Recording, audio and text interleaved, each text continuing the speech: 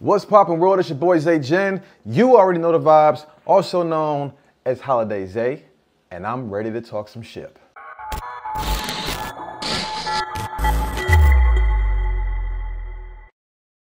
What's going on, family? Welcome back. Today we are providing more tips to make first-time cruisers' experience a whole lot smoother. Okay. Today's topic will be things to avoid as a first-time Carnival cruiser. Again, I say Carnival because Carnival is my baby, but these tips can apply to any cruise line that you see fit. Tip number one, come here.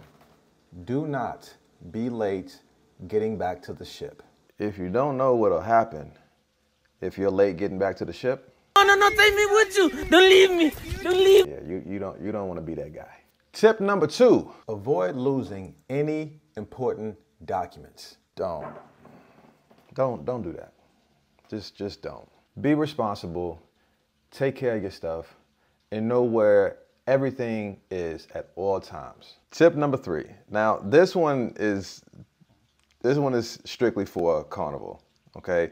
And people who have cruised with Carnival, they're gonna know exactly what I'm talking about. Avoid using the little bitty yellow and green cups. My first cruise, I was so annoyed. Like one shot and my water was gone. I only drink water. You can put juice in there too, but the cups are so tiny. Bring your own. Bring a tumbler, something. I've heard people say that, you know, the cups aren't washed properly, they aren't sanitary, things like that. I don't know. I've just heard somebody say that. I've just heard people say that. I don't know if it's a fact, but you know, whatever. You do what you will. Do what you will. But I'm just gonna tell you, I did it on my first cruise. Never again. Tip number four to avoid as a first-time Carnival cruiser. Do your absolute best to avoid the line at guest services. You do not want smoke with guest services. The line, baby, the line is disrespectfully long, especially on the day of embarking. Don't say I didn't warn you. Oh, nah, I never knew that. Tip number five. This kind of goes along with tip number four. On the day of disembarking, when you have your sail and sign card and you scan it to try to get off the ship, avoid being the person that is asked to exit the line and go to guest services. Boy, whoo, the line for that, when you're in the mind frame, you're ready to go. You're ready to go. But now you've gotten your sail and sign card scanned and they're telling you you got to go settle your bill in the guest services line. Yeah, if you were frustrated or irritated prior to getting to the door to exit, that right there might send you over the edge. Disembarking is, in cases, it is not fun. It is. You already don't want to go home. On top of everybody being frustrated and just don't. Just take care of what you need to take care of. Tip number six. This is common sense, but avoid bringing hard liquor and weed, baby. Just don't ask no questions. I don't want to hear, well, I heard that such and such brought. You know what? Go ahead. Do as you will.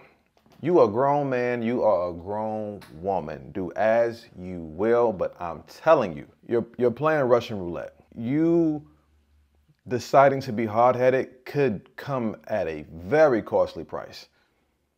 No hard liquor, no weed, no CBD. I don't even care if you got a medical marijuana card.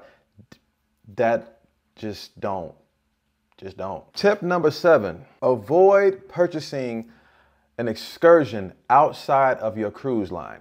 Now, hear me out. There are plenty of people who have done it, okay? Chances are the people who have done it, they knew what they were doing, okay? So you're probably saying like, why not? You know, it's cheaper. It is, for the most part, it is. Now, you lose security when you do that. What I mean by that is when you book an excursion through the cruise line, the ship leaves at 5 p.m. You're on an excursion and something goes terribly wrong. Traffic, an accident, something delays you to get back. Ship is scheduled to leave at 5. You don't get back till 7:30, 8 p.m. Guess what's going to happen when you get back? The ship is still going to be there. Now, if you book an excursion outside of your cruise line, same scenario, accident, traffic, just something goes terribly wrong. And you eventually make it back to your port around 7:30, 8 o'clock, guess what's going to happen?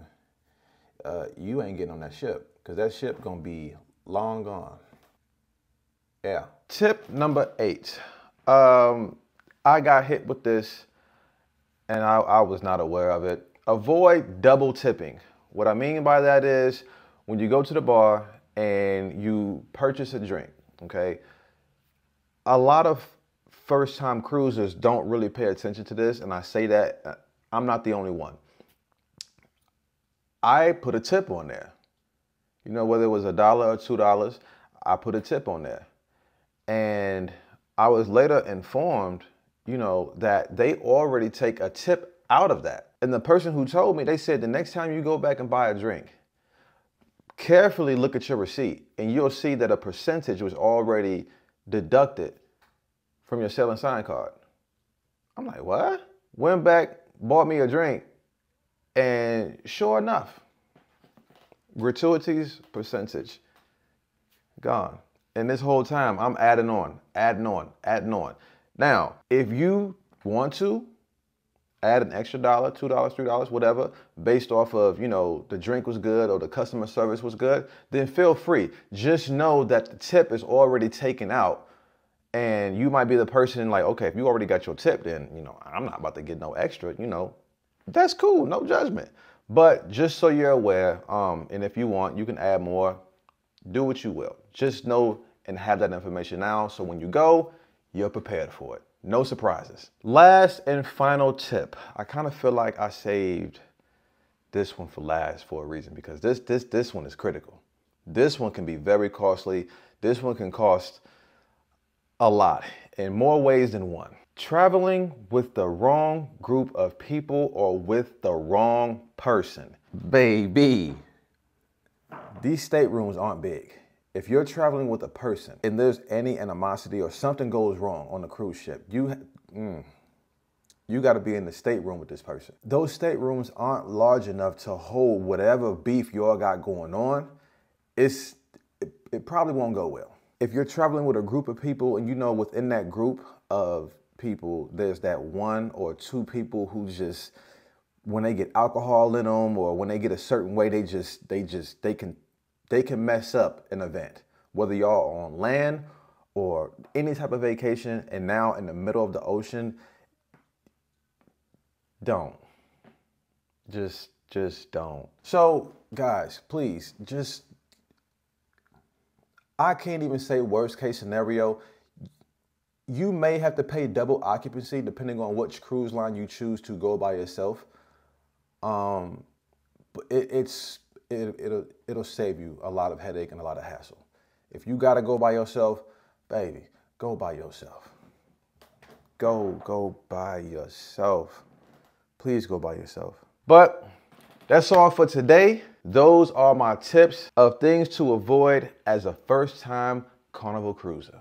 Be sure to check out my other videos filled with tips on things to help you have a great first-time experience. And if you got any valuable information that you know for a fact is gonna help you on your first-time cruise that you have coming up, do your boy a favor, hit that like button, share this, and subscribe to your boy's page. And like always, always be grateful and embrace the day. And until next time, peace.